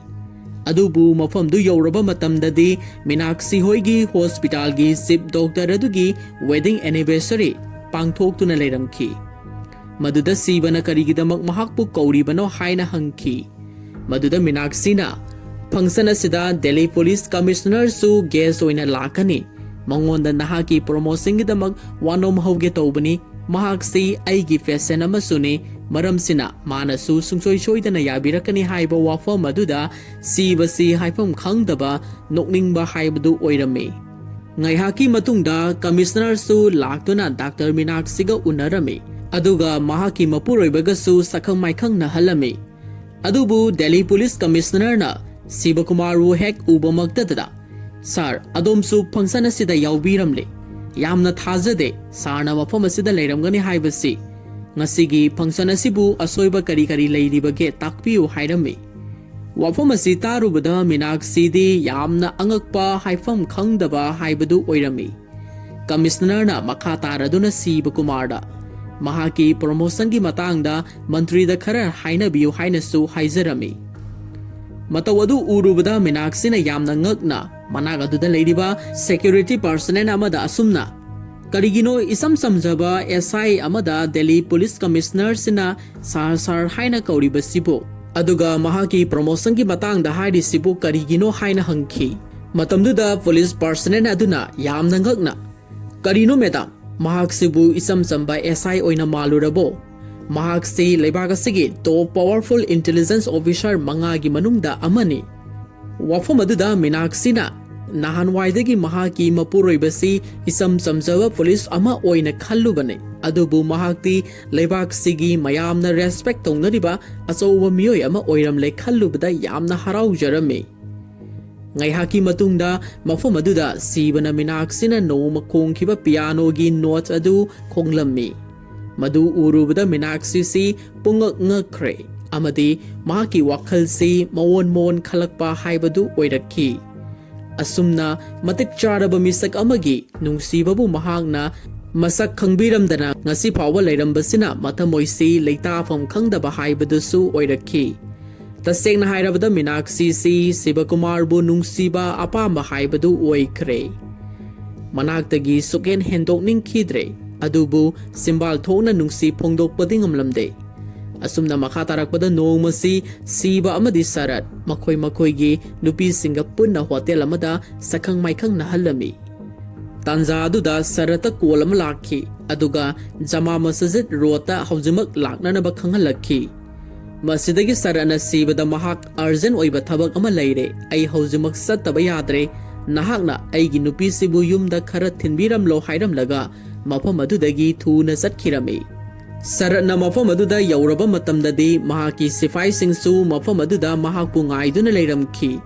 ꯑꯗꯨꯒ ꯃꯈꯣꯏꯅ ꯎꯅꯒꯗꯧꯔꯤꯕ ꯃꯤꯁꯛ ꯑꯗꯨ building ꯃꯅꯨꯡꯗ ꯁꯥꯔꯕꯨ ꯂꯥꯛꯄ ꯉꯥꯏꯔꯤꯕꯅꯤ ꯍꯥꯏꯅ ꯇꯝꯈꯤ ꯃꯗꯨꯗꯒꯤ ꯁꯔꯠꯁꯤ ꯃꯊꯟꯇ ꯕꯤꯜꯗꯤꯡ ꯑꯗꯨꯗ ꯀꯥꯈꯠꯈꯤꯔꯝꯃꯤ ꯁꯣꯝꯗꯅ ꯁꯤꯕꯅ ꯃꯍꯥꯛꯀꯤ ꯅꯨꯄꯤꯒ ꯂꯣꯏꯅꯅ ꯃꯈꯣꯏ ꯑꯍꯨꯝꯁꯨ ꯃꯌꯨꯝꯗ ꯍꯜꯂꯛꯄꯒꯤ ꯂꯝꯕꯤꯗ ꯁꯔꯠꯇ ꯀꯔꯤ ꯑꯅꯧꯕ ꯄꯥꯎ ꯂꯩꯔꯕꯒꯦ ꯈꯜꯂꯗꯨꯅ ꯀꯣꯜ ꯇꯧꯔꯛꯂꯝꯃꯤ ꯑꯗꯨꯕꯨ ꯃꯍꯥꯛꯀꯤ ꯐꯣꯟꯗꯨ ꯁ꯭ꯋꯤꯆ ꯑꯣꯐ ꯂꯩꯔꯝꯃꯤ ꯃꯁꯤꯗꯒꯤ ꯃꯍꯥꯛꯅ ꯀꯔꯤꯒꯨꯝꯕ ꯈꯔ ꯊꯣꯛꯂꯝꯒꯗꯕ ꯃꯥꯜꯂꯦ ꯈꯜꯂꯗꯨꯅ ꯁꯔꯠꯅ ꯆꯠꯈꯤꯕ ꯃꯐꯝ ꯑꯗꯨꯗ ꯃꯈꯣꯏꯁꯤ ꯑꯃꯨꯛ ꯂꯥꯛꯂꯝꯃꯤ ꯁꯤꯕꯅ ꯁ꯭ꯄꯣꯠ ꯃꯐꯝꯗꯨ ꯌꯧꯔꯛꯄꯗ ꯃꯄꯥꯟꯗ ꯄꯨꯂꯤꯁ ꯄꯔꯁꯅꯦꯜꯁꯤꯡꯗꯨ ꯃꯈꯣꯏꯒꯤ ꯁꯔꯠ ꯊꯣꯛꯂꯛꯄ ꯉꯥꯏꯗꯨꯅ ꯂꯩꯔꯝꯕꯗꯨ ꯎꯔꯦ ꯃꯗꯨꯗ ꯁꯤꯕꯅ ꯅꯈꯣꯏꯒꯤ ꯁꯔꯠꯇꯤ ꯀꯗꯥꯏꯗ ꯂꯩꯈ꯭ꯔꯦ ꯍꯥꯏꯅ ꯍꯪꯈꯤ ꯃꯗꯨꯗ ꯄꯔꯁꯅꯦꯜꯁꯤꯡ ꯑꯗꯨꯅ ꯁꯥꯔꯗꯤ ꯃꯍꯥꯛ ꯃꯇꯣꯝꯇ ꯕꯤꯜꯗꯤꯡ ꯃꯅꯨꯡꯗ ꯏꯟꯀ꯭ꯋꯥꯏꯔꯤ ꯇꯧꯕ ꯆꯪꯈꯤꯕꯅꯤ ꯑꯗꯨꯕꯨ ꯍꯧꯖꯤꯛ ꯐꯥꯎꯕ ꯊꯣꯛꯂꯛꯇꯦ ꯍꯥꯏꯅ ꯈꯨꯝꯖꯔꯝꯃꯤ ꯃꯁꯤꯗꯒꯤ ꯁꯤꯕꯅ ꯃꯍꯥꯛꯀꯤ ꯅꯣꯡꯃꯩ ꯁꯠꯇꯨꯅ ꯕꯤꯜꯗꯤꯡ ꯃꯅꯨꯡꯗ ꯆꯪꯈꯤ ꯃꯍꯥꯛꯅ ꯑꯁꯨꯝ ꯆꯪꯂꯛꯄꯗ ꯀꯥ ꯑꯃꯗ ꯐꯣꯔꯦꯅꯔ ꯑꯃꯅ ꯁꯔꯠꯄꯨ ꯅꯣꯡꯃꯩꯅ ꯅꯝꯗꯨꯅ ꯂꯩꯔꯝꯕꯗꯨ ꯎꯔꯨꯔꯦ ꯃꯗꯨꯗꯒꯤ ꯁꯤꯕꯀꯨꯃꯥꯔ ꯂꯥꯛꯂꯦ ꯈꯪꯂꯕꯗ ꯐꯣꯔꯦꯅꯔ ꯑꯗꯨꯅ ꯁꯔꯠꯀꯤ ꯄꯥꯝꯕꯣꯝꯗ ꯅꯣꯡꯃꯩꯅ ꯀꯥꯞꯁꯤꯜꯂꯝꯂꯒ ꯃꯍꯥꯛ ꯃꯈꯥꯗ ꯆꯦꯟꯊꯈꯤꯔꯝꯃꯤ ꯃꯁꯤꯗꯒꯤ ꯁꯤꯕꯅ ꯃꯤꯑꯣꯏ ꯑꯗꯨ ꯀꯣꯏꯇꯥꯟ ꯇꯥꯟꯅꯗꯨꯅ ꯐꯥꯅꯅꯕ ꯍꯣꯠꯅꯔꯝꯃꯤ ꯑꯗꯨꯕꯨ ꯐꯣꯔꯦꯅꯔ ꯑꯁꯤꯅ ꯄꯦꯁꯔꯕꯥꯏ ꯑꯃ ꯒꯟ ꯄꯣꯏꯟꯠꯅ ꯅꯝꯗꯨꯅ ꯐꯥꯔꯝꯃꯤ ꯑꯗꯨꯒ ꯃꯈꯣꯏꯕꯨ ꯈꯨꯠꯂꯥꯏ ꯊꯥꯗꯣꯛꯅꯅꯕ ꯍꯥꯏꯔꯛꯏ ꯍꯥꯏꯔꯤꯕ ꯇꯥꯟꯖꯥꯁꯤꯗ ꯅꯣꯡꯃꯩꯅ ꯁꯣꯛꯍꯧꯔꯕ ꯁꯔꯠꯅ ꯃꯤꯑꯣꯏ ꯑꯗꯨꯗ ꯅꯣꯡꯃꯩ ꯑꯃꯅ ꯀꯥꯞꯇꯨꯅ ꯍꯥꯠꯇꯣꯛꯈꯤ ꯊꯧꯗꯣꯛ ꯑꯗꯨꯒꯤ ꯃꯈꯥ ꯇꯥꯔꯛꯄꯗ ꯁꯤꯕꯅ ꯁꯦꯅꯤꯌꯔ ꯑꯣꯐꯤꯁꯥꯔꯗ ꯁꯤꯔꯤꯕ ꯃꯤꯑꯣꯏ ꯑꯗꯨ ꯑꯩꯈꯣꯏꯒꯤ ꯂꯩꯕꯥꯛ ꯑꯁꯤꯗ ꯊꯥꯔꯛꯄ ꯁ꯭ꯄꯥꯏ ꯑꯃꯅꯤ ꯃꯍꯥꯛꯀꯤ ꯃꯃꯤꯡꯁꯨ ꯑꯔꯣꯠꯄꯅꯤ ꯃꯔꯝ ꯑꯁꯤꯅ ꯀꯦꯁ ꯑꯗꯨ ꯑꯩꯉꯣꯟꯗ ꯑꯣꯏꯅ ꯁꯤꯟꯅꯕꯤꯔꯣ ꯑꯩꯈꯣꯏꯒꯤ ꯁ꯭ꯇꯥꯐꯁꯤꯡꯒꯤ ꯃꯅꯨꯡꯁꯤꯗ ꯑꯩꯈꯣꯏꯒ ꯂꯣꯟꯅ ꯄꯥꯎ ꯐꯥꯎꯅꯔꯕꯔꯥ ꯍꯥꯏꯕꯒꯤ ꯆꯤꯡꯅꯕ ꯂꯩꯔꯦ ꯍꯥꯏꯅ ꯐꯣꯡꯗꯣꯛꯂꯝꯃꯤ ꯑꯍꯥꯟꯕꯗꯗꯤ ꯁꯤꯕꯅ ꯍꯥꯏꯔꯤꯕ ꯋꯥꯐꯝꯗꯨ ꯌꯥꯔꯝꯗꯦ꯫ ꯀꯦꯁ ꯑꯗꯨ ꯁꯔꯠꯅ ꯑꯗꯨꯃꯛ ꯄꯥꯏꯍꯜꯂꯒꯦ ꯍꯥꯏꯔꯛꯈꯤ꯫ ꯑꯗꯨꯕꯨ ꯃꯤꯅꯤꯁꯇꯔꯅ ꯀꯦꯁ ꯑꯗꯨ ꯁꯤꯕꯗ ꯑꯣꯏꯅ ꯁꯤꯟꯅꯈ꯭ꯔꯣ ꯍꯥꯏꯅ ꯄ꯭ꯔꯦꯁꯔ ꯄꯤꯔꯛꯄꯗꯒꯤ ꯀꯦꯁ ꯑꯗꯨ ꯁꯔꯠꯇꯒꯤ ꯁꯤꯕꯅ ꯑꯃꯨꯛ ꯄꯥꯏꯈꯤꯔꯝꯃꯤ꯫ ꯃꯁꯤꯒꯤ ꯃꯊꯪꯗ ꯍꯣꯁꯄꯤꯇꯥꯜꯗ ꯁꯣꯛꯇꯨꯅ ꯂꯩꯔꯤꯕ ꯁꯔꯠꯀꯤ ꯃꯅꯥꯛꯇ ꯂꯥꯛꯂꯒ ꯅꯍꯥꯛꯅ ꯄꯥꯏꯔꯝꯕ ꯀꯦꯁꯇꯨ ꯅꯪꯅ ꯁꯣꯛꯇꯨꯅ ꯂꯩꯕꯗꯒꯤ ꯑꯩꯅ ꯑꯃꯨꯛ ꯃꯈꯥ ꯇꯥꯅ ꯄꯥꯏꯔꯦ꯫ ꯍꯧꯖꯤꯛꯇꯤ ꯅꯪꯒꯤ ꯃꯇꯦꯡ ꯄꯥꯡꯕꯤꯔꯒꯦ꯫ ꯑꯩꯈꯣꯏꯒꯤ ꯏꯔꯛꯇ ꯁ꯭ꯄꯥꯏ ꯈꯔ ꯌꯥꯎꯔꯝꯕꯒꯤ ꯃꯃꯤ ꯇꯥꯔꯦ, ꯃꯁꯤ ꯌꯥꯝꯅ ꯊꯨꯅ ꯈꯪꯗꯣꯛꯍꯧꯗꯕ ꯌꯥꯗ꯭ꯔꯦ꯫ ꯃꯗꯨꯗ ꯁꯔꯠꯅꯁꯨ ꯑꯌꯥꯕ ꯄꯤꯔꯛꯈꯤ꯫ ꯃꯁꯤꯗꯒꯤ ꯁꯤꯕꯅ ꯐꯣꯔꯦꯅꯔ ꯃꯤꯑꯣꯏ ꯑꯗꯨꯒꯤ ꯃꯐꯝꯗꯒꯤ ꯐꯪꯂꯛꯈꯤꯕ ꯄꯣꯠꯂꯝ ꯆꯩꯔꯝꯁꯤꯡ ꯄꯨꯝꯅꯃꯛ ꯃꯍꯥꯛꯅ ꯌꯥꯝꯅ ꯀꯨꯞꯅ ꯌꯦꯡꯂꯝꯃꯤ꯫ ꯃꯗꯨꯗ ꯗꯦꯕꯤꯠ ꯀꯧꯕ ꯂꯟꯗꯟꯗ ꯂꯩꯕ high quality LED product company ꯂꯦꯇꯦꯛꯁ ꯀꯧꯕ ꯑꯃꯗ ꯊꯕꯛ ꯇꯧꯕ ꯃꯤꯑꯣꯏ ꯑꯃꯒꯤ ꯗꯣꯀꯨꯃꯦꯟ ꯑꯃ ꯐꯪꯂꯝꯃꯤ꯫ ꯃꯁꯤꯗꯒꯤ ꯁꯤꯕꯅ ꯍꯥꯏꯔꯤꯕ ꯂꯟꯗꯟꯒꯤ ꯂꯤꯗꯦꯛꯁ ꯀꯝꯄꯅꯤ ꯑꯁꯤꯗ ꯃꯈꯣꯏꯒꯤ ꯃꯥꯡꯈ꯭ꯔꯕ ꯐ꯭ꯂꯣ ꯆꯥꯔꯠ ꯑꯗꯨ ꯁꯣꯏꯗꯅ ꯀꯅꯥꯒꯨꯝꯕ ꯑꯃꯅ ꯍꯨꯔꯥꯜꯂꯒ ꯄꯨꯔꯝꯕꯁꯨ ꯌꯥꯏ ꯍꯥꯏꯕ ꯋꯥꯐꯝꯁꯤ ꯃꯍꯥꯛꯅ ꯌꯥꯝꯅ ꯀꯟꯅ ꯊꯥꯖꯔꯛꯈꯤ꯫ ꯃꯔꯝꯁꯤꯅ ꯃꯍꯥꯛꯅ ꯁꯦꯅꯤꯌꯔ ꯑꯣꯐꯤꯁꯔꯒꯤ ꯑꯌꯥꯕ ꯂꯧꯔꯒ ꯂꯟꯗꯟꯗ ꯃꯍꯥꯛꯁꯤ ꯑꯔꯣꯟꯕ ꯁ꯭ꯄꯥꯏ ꯑꯃ ꯑꯣꯏꯅ ꯆꯠꯂꯒ ꯌꯦꯡꯁꯤꯜꯂꯨꯕ ꯄꯥꯝꯃꯤ꯫ ꯅꯠꯇ꯭ꯔꯕꯗꯤ ꯑꯩꯈꯣꯏꯒꯤ ꯂꯩꯕꯥꯛ ꯑꯁꯤꯒꯤ ꯑꯔꯣꯟ ꯑꯊꯨꯞꯀꯤ ꯑꯣꯏꯕ ꯈꯨꯠꯂꯥꯏ ꯅ꯭ꯌꯨꯀ꯭ꯂꯤꯌꯔꯒꯤ ꯋꯦꯄꯟꯁꯤꯡꯒꯤ ꯃꯔꯝꯗ ꯂꯣꯏꯅꯃꯛ ꯈꯪꯈꯤꯕ ꯇꯥꯔꯦ ꯍꯥꯏꯗꯨꯅ ꯑꯀꯟꯕ ꯋꯥꯐꯝ ꯐꯣꯡꯗꯣꯛꯈꯤ꯫ ꯃꯗꯨꯗ ꯑꯣꯐꯤꯁꯔ ꯑꯁꯤꯅꯁꯨ ꯑꯌꯥꯕ ꯄꯤꯔꯝꯃꯤ ꯑꯃꯗꯤ ꯂꯟꯗꯟꯗ ꯅꯍꯥꯛꯄꯨ ꯑꯩꯈꯣꯏꯒꯤ ꯔꯤꯇꯥꯌꯔ IPS ꯑꯣꯐꯤꯁꯔ ꯀꯦꯅꯤ ꯀꯧꯕ ꯃꯤꯑꯣꯏ ꯑꯃꯅ ꯅꯍꯥꯛꯄꯨ ꯑꯦꯌꯔꯄꯣꯔꯠꯇ ꯁꯣꯏꯗꯅ ꯑꯣꯛꯂꯝꯒꯅꯤ꯫ ꯃꯍꯥꯛꯀ ꯃꯐꯝ ꯑꯗꯨꯗ ꯌꯥꯝꯅ ꯆꯦꯛꯁꯤꯟꯅ ꯂꯩꯔꯒ ꯃꯈꯣꯏꯒꯤ ꯀꯔꯤ ꯀꯔꯤ ꯁꯦꯀ꯭ꯔꯦꯠ ꯑꯣꯏꯕ ꯄꯥꯎ ꯂꯩꯕꯒꯦ ꯍꯥꯏꯕꯗු ꯑꯞꯗꯦꯠ ꯇꯧꯔꯛꯎ ꯍꯥꯏꯗꯨꯅꯁꯨ ꯁꯤꯟꯅꯔꯝꯃꯤ꯫ ꯑꯁꯨꯝꯅ ꯁꯤꯕꯅ ꯍꯥꯏꯔꯤꯕ ꯃꯤꯁꯟ ꯑꯗꯨꯒꯤꯗꯃꯛ ꯂꯟꯗꯟꯗ ꯆꯠꯅꯅꯕ ꯁꯦꯝ ꯁꯥꯔꯦ꯫ ꯃꯍꯥꯛꯀꯤ ꯃꯔꯨꯞ ꯁꯔꯠꯇꯁꯨ ꯆꯠꯂꯝꯗꯥꯏꯒꯤ ꯃꯤꯀꯨꯞꯇ ꯎꯅꯗꯨꯅ ꯃꯍꯥꯛꯀꯤ ꯅꯨꯄꯤ ꯃꯤꯅꯥꯛꯁꯤꯕꯨ ꯃꯇꯝ ꯈꯔꯗꯤ ꯌꯦꯡꯁꯤꯟꯕꯤꯔꯝꯃꯨ ꯍꯥꯏꯅꯁꯨ ꯐꯣꯡꯗꯣꯛꯂꯝꯃꯤ꯫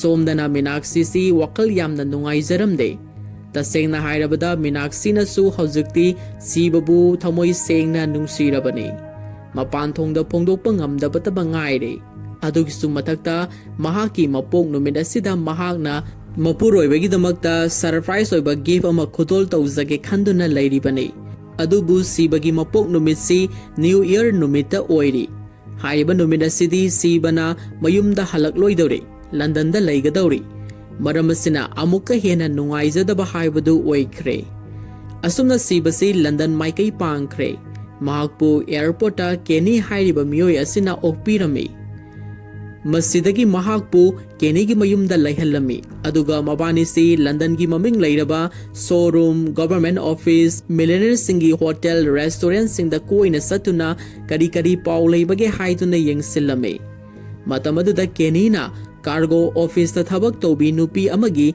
ꯃꯁꯛꯁꯨ ꯇꯥꯛꯂꯝꯃꯤ꯫ ꯃꯁꯤꯗ ꯁꯤꯕꯅ ꯅꯨꯄꯤ ꯑꯁꯤꯒꯤ ꯃꯇꯨꯡ ꯑꯃꯨꯛ ꯏꯟꯅꯔꯛꯇꯨꯅ ꯃꯍꯥꯛꯄꯨ ꯄꯩꯁꯥ ꯄꯤꯗꯨꯅ ꯁꯨꯞꯅꯒꯤ ꯃꯤꯅꯠ 10 ꯈꯛꯀꯤ ꯑꯣꯏꯕ ꯃꯤꯁꯟ ꯑꯃꯒꯤꯗꯃꯛ ꯀꯥꯔꯒꯣ ꯑꯣꯐꯤꯁ ꯃꯅꯨꯡꯗ ꯆꯪꯃꯤꯟꯅꯅꯕ ꯅꯦꯛꯂꯝꯃꯤ꯫ ꯃꯤꯁꯟ ꯑꯁꯤꯒꯤꯗꯃꯛ ꯀꯦꯅꯤ ꯑꯃꯗꯤ ꯁꯤꯕꯅꯁꯨ ꯍꯦꯀꯔ ꯑꯃ ꯅꯦꯛꯇꯨꯅ ꯀꯥꯔꯒꯣ ꯑꯣꯐꯤꯁꯀꯤ ꯃꯅꯨꯡ ꯑꯃꯗꯤ ꯃꯄꯥꯟꯒꯤ ꯀꯦꯃꯦꯔꯥ ꯑꯃꯗꯤ ꯂꯥꯏꯠ ꯈꯨꯗꯤꯡꯃꯛ ꯃꯤꯅꯤꯠ 10 ꯈꯛꯀꯤ ꯑꯣꯏꯅ ꯁꯠꯗꯥꯎꯟ ꯇꯧꯅꯅꯕ ꯄ꯭ꯂꯥꯟ ꯇꯧꯈꯤ꯫ ꯑꯁꯨꯝꯅ ꯁꯤꯕꯅ ꯅꯨꯄꯤ ꯑꯁꯤꯒ ꯄꯨꯟꯅ ꯀꯥꯔꯒꯣ ꯑꯣꯐꯤꯁꯇ ꯂꯣꯟꯅ ꯆꯪꯂꯛꯇꯨꯅ ꯃꯍꯥꯛꯅ ꯄꯨꯔꯛꯈꯤꯕ ꯗꯦꯕꯤꯠ ꯍꯥꯏꯔꯤꯕ ꯃꯤꯑꯣꯏ ꯑꯗꯨꯒꯤ ꯗꯣꯀꯨꯃꯦꯟ ꯁ꯭ꯇꯣꯔ ꯔꯨꯝꯗ ꯆꯪꯂꯛꯈꯤ꯫ ꯁꯤꯕꯅ ꯃꯍꯥꯛꯀꯤ ꯁ꯭ꯇꯣꯔꯗ ꯀꯣꯌꯤꯡ ꯌꯦꯡꯕꯗ ꯄꯦꯟ ꯗ꯭ꯔꯥꯏꯚ ꯑꯃꯁꯨ ꯐꯪꯂꯝꯃꯤ꯫ ꯑꯗꯨꯕꯨ ꯇꯥꯟꯖꯥ ꯑꯗꯨꯗ ꯕ꯭ꯔꯤꯇꯤꯁ ꯄꯨꯂꯤꯁꯁꯤꯡꯁꯨ ꯃꯐꯝ ꯑꯗꯨꯗ ꯂꯥꯛꯂꯦ ꯍꯥꯏꯗꯨꯅ ꯃꯈꯣꯏꯁꯤ ꯊꯨꯅ ꯌꯥꯡꯅ ꯆꯦꯟꯊꯣꯔꯛꯈꯤ꯫ ꯑꯗꯨꯕꯨ ꯁꯤꯕꯁꯤ ꯈꯪꯍꯧꯗꯅ ꯃꯀꯣꯛ ꯉꯥꯎꯔꯛꯈꯤ꯫ ꯃꯔꯝꯁꯤꯅ ꯆꯦꯟꯕ ꯉꯝꯂꯝꯗꯦ꯫ ꯃꯁꯤꯗꯒꯤ ꯕ꯭ꯔꯤꯇꯤꯁ ꯄꯨꯂꯤꯁꯁꯤꯡꯅ ꯃꯍꯥꯛꯄꯨ ꯐꯥꯅꯅꯕ ꯍꯣꯠꯅꯔꯝꯃꯤ꯫ ꯑꯗꯨꯕꯨ ꯁꯤꯕꯅ ꯄꯨꯂꯤꯁꯁꯤꯡ ꯑꯗꯨꯕꯨ ꯌꯥꯝꯅ ꯍꯩꯅ ꯁꯤꯡꯅ ꯐꯨꯗꯔꯝꯃꯤ꯫ ꯑꯗꯨꯒ ꯃꯈꯣꯏꯗꯒꯤ ꯅꯥꯟꯊꯣꯛꯇꯨꯅ ꯆꯦꯜꯂꯛꯄꯗ ꯂꯝꯍꯥꯡ ꯑꯃꯗ ꯒ꯭ꯌꯥꯟ ꯃꯥꯡꯗꯨꯅ ꯇꯨꯔꯝꯃꯤ꯫ ꯃꯍꯥꯛꯅ ꯒ꯭ꯌꯥꯟ ꯇꯥꯔꯛꯄꯗ ꯀꯦꯅꯤ ꯍꯣꯏꯅ ꯂꯩꯔꯝꯕ ꯌꯨꯝꯗꯨꯗ ꯆꯪꯂꯛꯈꯤ꯫ ꯑꯗꯨꯕꯨ ꯃꯐꯝ ꯑꯗꯨꯗ ꯀꯦꯅꯤꯗꯤ ꯂꯩꯔꯝꯗ꯭ꯔꯦ꯫ ꯁꯤꯕꯅ ꯃꯍꯥꯛꯅ ꯐꯪꯂꯛꯈꯤꯕ ꯄꯦꯟ ꯗ꯭ꯔꯥꯏꯚ ꯑꯗꯨ ꯁ꯭ꯀꯦꯟ ꯇꯧꯗꯨꯅ ꯌꯦꯡꯉꯨꯕꯗꯗꯤ ꯕ꯭ꯂꯦꯡ ꯑꯣꯏꯔꯝꯈꯤ꯫ ꯃꯁꯤꯗꯒꯤ ꯃꯍꯥꯛꯅ ꯆꯪꯂꯨꯕ ꯃꯤꯁꯟ ꯑꯗꯨ ꯀꯔꯤꯒꯨꯝꯕ ꯈꯔ ꯂꯧꯇꯨꯅꯕ ꯌꯥꯎꯈ꯭ꯔꯦ ꯍꯥꯏꯕꯁꯤ ꯃꯍꯥꯛ ꯁꯤꯡꯅꯔꯛꯂꯦ꯫ ꯃꯁꯤꯗꯁꯨ ꯅꯠꯇꯅ ꯃꯍꯥꯛꯅ ꯃꯤꯁꯟ ꯆꯪꯂꯛꯄꯗ ꯃꯔꯝ ꯆꯥꯗꯅ ꯀꯣꯛ ꯉꯥꯎꯔꯛꯈꯤꯕ ꯑꯗꯨ ꯃꯍꯥꯛꯅ ꯃꯤꯁꯟ ꯆꯪꯂꯝꯗꯥꯏꯗ ꯍꯣꯇꯦꯜ ꯑꯃꯗ ꯆꯥ ꯊꯛꯈꯤ꯫ ꯍꯥꯏꯔꯤꯕ ꯆꯥ ꯑꯗꯨꯗ ꯀꯔꯤꯒꯨꯝꯕ ꯈꯔ ꯍꯥꯞꯆꯤꯟꯈ꯭ꯔꯦ ꯍꯥꯏꯕꯁꯤ ꯇꯞꯅ ꯇꯞꯅ ꯍꯧꯖꯤꯛꯇꯤ ꯒ꯭ꯌꯥꯟ ꯇꯥꯔꯛꯈꯤ꯫ ꯃꯁꯤꯗꯒꯤ ꯃꯍꯥꯛꯅ ꯃꯣꯔꯅꯤꯡꯒꯤ ꯄꯦꯄꯔ ꯑꯃꯗ ꯃꯍꯥꯛꯅ ꯀꯥꯔꯒꯣ ꯑꯣꯐꯤꯁ ꯃꯅꯨꯡꯗ ꯆꯪꯈꯤꯕꯒꯤ ꯐꯣꯇꯣꯒ ꯀꯣꯟꯅꯅ ꯃꯍꯥꯛꯄꯨ ꯋꯥꯟꯇꯦꯗ ꯂꯥꯎꯔꯝꯕ ꯑꯗꯨꯁꯨ ꯊꯦꯡꯅꯔꯦ꯫ ꯊꯣꯛꯈ꯭ꯔꯤꯕ ꯊꯧꯗꯣꯛꯁꯤꯡꯗꯨ ꯃꯇꯧ ꯀꯔꯝꯅ ꯂꯤꯛ ꯑꯣꯏꯔꯝꯂꯤꯕꯅꯣ ꯑꯗꯨꯒ ꯀꯦꯅꯤꯅ ꯃꯐꯝ ꯈꯪꯗꯅ ꯊꯤꯕ ꯈꯪꯂꯛꯇꯕ ꯑꯁꯤꯗ ꯃꯍꯥꯛꯀꯤ ꯃꯐꯝꯗ ꯀꯔꯤꯒꯨꯝꯕ ꯈꯔꯗꯤ ꯅꯝꯊꯥꯛ ꯇꯧꯕꯤꯔꯦ ꯍꯥꯏꯕ ꯋꯥꯐꯝ ꯑꯁꯤꯅꯤ꯫ ꯃꯁꯤꯒꯤ ꯃꯈꯥ ꯇꯥꯔꯛꯄꯗ ꯁꯤꯕꯅ ꯀꯦꯅꯤ ꯊꯤꯕ ꯊꯣꯛꯂꯛꯄꯗ ꯕ꯭ꯔꯤꯇꯤꯁ ꯀꯣꯞꯁꯤꯡꯅ ꯃꯍꯥꯛꯄꯨ ꯎꯕꯗ ꯐꯥꯅꯅꯕ ꯀꯣꯏꯇꯥꯟ ꯇꯥꯟꯅꯔꯛꯈꯤ꯫ ꯑꯗꯨꯕꯨ ꯁꯤꯕꯅ ꯁꯥꯏꯀꯜ ꯑꯃ ꯊꯧꯗꯨꯅ ꯃꯤꯌꯥꯝ ꯃꯔꯛ ꯑꯗꯨꯗ ꯂꯤꯠꯇꯨꯅ ꯊꯧꯔꯛꯈꯤ꯫ ꯃꯍꯥꯛꯅ ꯑꯁꯨꯝ ꯆꯦꯜꯂꯛꯄꯗ ꯂꯝꯕꯤꯗ ꯀꯦꯅꯤꯒ ꯑꯃꯨꯛ ꯊꯦꯡꯅꯔꯝꯃꯤ ꯑꯃꯗꯤ ꯃꯈꯣꯏ ꯑꯅꯤꯁꯤ ꯌꯥꯝꯅ ꯁꯦꯐꯇꯤ ꯑꯣꯏꯕ ꯃꯐꯝ ꯑꯃꯗ ꯊꯣꯛꯈ꯭ꯔꯤꯕ ꯊꯧꯗꯣꯛ ꯑꯗꯨꯒꯤ ꯃꯇꯥꯡꯗ ꯋꯥꯐꯝ ꯈꯔ ꯁꯦꯡꯗꯣꯛꯂꯝꯃꯤ꯫ ꯃꯗꯨꯗ ꯀꯦꯅꯤꯅ "ꯅꯍꯥꯛꯅ ꯑꯩꯒ ꯂꯩꯃꯤꯟꯅꯔꯝꯕ ꯅꯨꯄꯤꯗꯨ ꯑꯩꯒꯤ ꯑꯁꯦꯡꯕ ꯅꯨꯄꯤ ꯒꯤꯇꯥꯗꯨ ꯅꯠꯇꯦ꯫ ꯑꯩꯒꯤ ꯅꯨꯄꯤꯗꯤ ꯇꯦꯔꯣꯔꯤꯁ ꯒ꯭ꯔꯨꯞ ꯑꯃꯅ ꯐꯥꯖꯤꯟꯈꯤꯕꯅꯤ ꯑꯗꯨꯒ ꯑꯩꯉꯣꯟꯗ ꯅꯍꯥꯛꯄꯨ ꯃꯐꯝ ꯑꯁꯤꯗ ꯁꯣꯏꯗꯅ ꯂꯥꯛꯀꯅꯤ꯫ ꯃꯇꯝ ꯑꯗꯨꯗ ꯅꯍꯥꯛꯄꯨ ꯍꯥꯠꯀꯗꯕꯅꯤ ꯅꯠꯇ꯭ꯔꯕꯗꯤ ꯃꯍꯥꯛꯀꯤ ꯅꯨꯄꯤꯁꯨ ꯍꯥꯠꯀꯅꯤ ꯍꯥꯏꯕ ꯋꯥꯐꯝ ꯑꯁꯤꯅꯤ꯫ ꯃꯔꯝꯁꯤꯅ ꯏꯕꯥꯅꯤꯅ ꯆꯠꯊꯈꯤꯕ ꯃꯤꯁꯟ ꯈꯨꯗꯤꯡꯃꯛ ꯇꯧꯁꯤꯟꯅꯕ ꯉꯥꯛꯇꯅꯤ꯫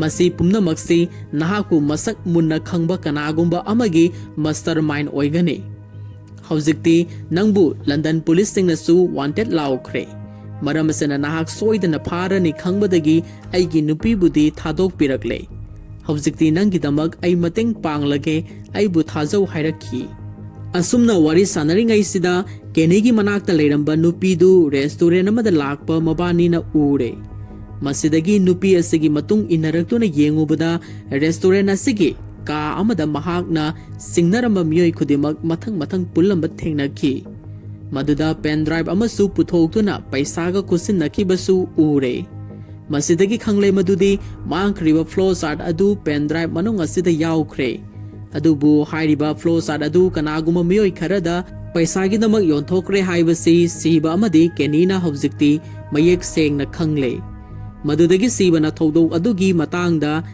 ꯏꯟꯗꯤꯌꯥꯗ ꯂꯩꯍꯧꯔꯤꯕ ꯃꯍꯥꯛꯀꯤ ꯃꯃꯥꯟꯅꯕ ꯁꯔꯠꯇ ꯋꯥꯐꯝ ꯈꯨꯗꯤꯡꯃꯛ ꯀꯣꯜ ꯇꯧꯗꯨꯅ ꯇꯝꯈꯤ꯫ ꯃꯗꯨꯗ ꯁꯔꯠꯅ "ꯁꯤꯕ, ꯅꯪ ꯍꯧꯖꯤꯛ ꯀꯗꯥꯏꯗ ꯂꯩꯕꯒꯦ? ꯄꯨꯝꯅꯃꯛ ꯅꯍꯥꯛꯅ ꯅꯃꯤꯠꯃꯛꯅ ꯎꯔꯕꯔꯥ?" ꯍꯥꯏꯅ ꯍꯪꯂꯛꯈꯤ꯫ ꯃꯗꯨꯗ ꯁꯤꯕꯅ "ꯍꯣꯏ, ꯑꯩꯒꯤ ꯏꯃꯤꯠꯃꯛꯅ ꯎꯔꯦ" ꯍꯥꯏꯅ ꯈꯨꯝꯂꯒ ꯃꯍꯥꯛꯁꯤ ꯃꯊꯛꯇ ꯑꯃꯨꯛ ꯌꯦꯡꯈꯠꯂꯨꯕꯗ ꯉꯁꯥꯏꯒꯤ ꯔꯦꯁꯇꯨꯔꯦꯟ ꯑꯗꯨꯗ ꯁꯔꯠꯁꯨ ꯌꯥꯎꯗꯨꯅ ꯂꯩꯔꯝꯕꯗꯨ ꯁꯤꯕꯅ ꯃꯌꯦꯛ ꯁꯦꯡꯅ ꯎꯈ꯭ꯔꯦ꯫ ꯃꯐꯝ ꯑꯗꯨꯗ ꯁꯔꯠꯅ ꯃꯈꯣꯏꯒꯤ ꯃꯔꯛꯇ ꯌꯥꯎꯗꯨꯅ ꯂꯩꯔꯝꯕ ꯑꯗꯨꯗ ꯁꯤꯕ ꯑꯃꯗꯤ ꯀꯦꯅꯤꯁꯤ ꯈꯝ ꯊꯦꯡꯅ ꯑꯉꯛꯄ ꯍꯥꯏꯕꯗꯨ ꯑꯣꯏꯔꯦ꯫ ꯃꯗꯨꯗꯒꯤ ꯁꯔꯠꯅꯁꯨ ꯁꯤꯕꯕꯨ ꯃꯈꯥꯗ ꯂꯩꯔꯦ ꯍꯥꯏꯕꯗꯨꯁꯨ ꯃꯍꯥꯛꯅ ꯎꯈ꯭ꯔꯦ꯫ ꯃꯁꯤꯗꯒꯤ ꯃꯍꯥꯛꯅ ꯃꯐꯝꯗꯨ ꯊꯥꯗꯣꯛꯇꯨꯅ ꯊꯨꯅ ꯌꯥꯡꯅ ꯆꯦꯟꯈꯤꯔꯝꯃꯤ꯫ ꯍꯧꯖꯤꯛꯇꯤ ꯁꯤꯕꯅ ꯃꯥꯡꯈ꯭ꯔꯤꯕ ꯐ꯭ꯂꯣ ꯆꯥꯔꯠ ꯑꯗꯨ ꯃꯥꯡꯕ ꯅꯠꯇꯦ, ꯁꯔꯠꯅ ꯂꯣꯟꯅ ꯍꯨꯔꯥꯜꯂꯒ ꯂꯟꯗꯟꯒꯤ ꯑꯦꯖꯦꯟꯁꯤ ꯑꯃꯗ ꯄꯩꯁꯥꯒꯤꯗꯃꯛ ꯌꯣꯟꯊꯣꯛꯂꯝꯕꯅꯤ꯫ ꯑꯗꯨꯒ ꯃꯍꯥꯛꯄꯨ ꯐꯥꯅꯅꯕ ꯍꯣꯠꯅꯔꯝꯕꯁꯨ ꯁꯔꯠꯅ ꯇꯧꯔꯝꯕ ꯄ꯭ꯂꯥꯟ ꯄꯨꯝꯅꯃꯛ ꯑꯣꯏꯔꯝꯂꯦ ꯍꯥꯏꯕ ꯈꯪꯈꯤꯔꯝꯃꯤ꯫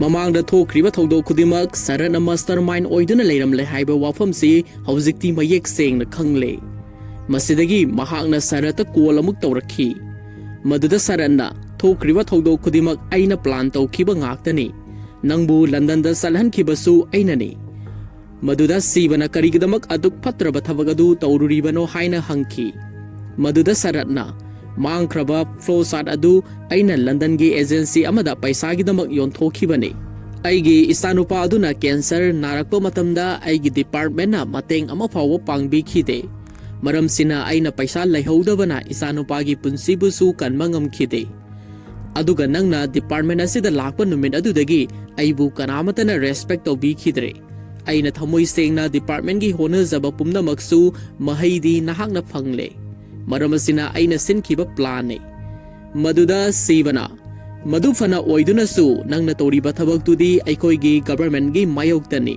ꯃꯔꯝ ꯑꯁꯤꯅ ꯅꯍꯥꯛ ꯍꯧꯖꯤꯛꯇꯤ ꯁꯔꯦꯟꯗꯔ ꯇꯧꯔꯣ" ꯍꯥꯏꯅ ꯌꯥꯝꯅ ꯁꯥꯎꯅ ꯐꯣꯡꯗꯣꯛꯈꯤ꯫ ꯃꯗꯨꯗ ꯁꯔꯠꯅ ꯌꯥꯔꯝꯗꯦ꯫ ꯑꯁꯨꯝꯅ ꯋꯥꯔꯤ ꯁꯥꯟꯅꯔꯤꯉꯩꯗ ꯃꯤꯅꯥꯛꯁꯤꯒꯤ ꯈꯣꯟꯖꯦꯜ ꯇꯥꯔꯛꯈꯤ꯫ ꯃꯍꯥꯛꯅ ꯁꯔꯠꯇ ꯀꯣꯜ ꯋꯥꯔꯤ ꯁꯥꯟꯅꯔꯤꯕꯁꯤ ꯁꯤꯕꯒꯔꯥ ꯍꯥꯏꯅ ꯍꯪꯂꯝꯃꯤ꯫ ꯃꯗꯨꯗ "ꯅꯠꯇꯦ, ꯁꯤꯕꯒ ꯂꯩꯃꯤꯟꯅꯕ ꯃꯃꯥꯟꯅꯕ ꯑꯃꯒꯅꯤ꯫ ꯅꯍꯥꯛꯅ ꯁꯤꯕꯕꯨ ꯎꯅꯅꯤꯡꯂꯕꯗꯤ ꯍꯌꯦꯡꯒꯤ ꯅꯨꯃꯤꯠꯇ ꯑꯌꯨꯛꯀꯤ ꯄꯨꯡ 9 ꯇꯥꯕ ꯃꯇꯝꯗ ꯂꯟꯗꯟ ꯇꯋꯥꯔ ꯕ꯭ꯔꯤꯖ ꯃꯈꯣꯡꯗ ꯁꯤꯕꯕꯨ ꯉꯥꯏꯔꯨꯔꯣ꯫ ꯃꯐꯝ ꯑꯗꯨꯗ ꯃꯍꯥꯛꯁꯨ ꯁꯣꯏꯗꯅ ꯂꯥꯛꯀꯅꯤ" ꯍꯥꯏꯅ ꯐꯣꯡꯗꯣꯛꯈꯤ꯫ ꯍꯥꯏꯅꯔꯤꯕ ꯋꯥꯐꯝꯁꯤꯡꯗꯨ ꯁꯤꯕꯁꯨ ꯂꯣꯏꯅ ꯇꯥꯔꯦ꯫ ꯃꯍꯥꯛꯀꯤ ꯅꯨꯄꯤ ꯃꯤꯅꯥꯛꯁꯤꯁꯨ ꯁꯔꯠꯀ ꯄꯨꯟꯅ ꯂꯟꯗꯟꯗ ꯂꯥꯛꯄꯅꯤ ꯍꯥꯏꯕꯁꯨ ꯈꯪꯂꯦ꯫ Maram asina mahakna sarata ibanigi thabaki warida nupibu matang asida khulai oina sijanaganu hairami.